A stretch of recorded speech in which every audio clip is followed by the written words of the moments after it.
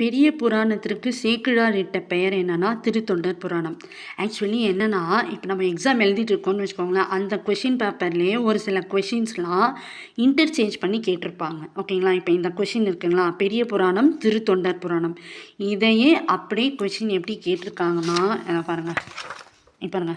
திருத்தொண்டர் புராணம் என்று அடைமொழியால் அழைக்கப்படும் நூல் எதுனா பெரிய புராணம். ஓகேங்களா?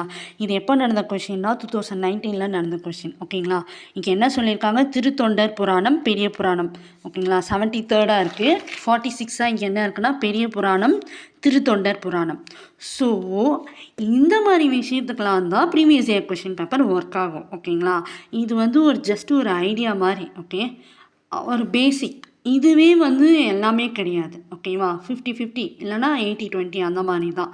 ஓகேங்களா? இந்த வீடியோ உங்களுக்கு பிடிச்சிருந்தா லைக் பண்ணுங்கள், ஷேர் பண்ணுங்கள். உங்கள் ஃப்ரெண்ட்ஸ் யாராவது டிஎன்பிஎஸ்சி படிச்சுட்டு இருக்காங்கன்னா அவங்களுக்கு சொல்லுங்கள். தேங்க்யூ ஃபார் வாட்சிங்.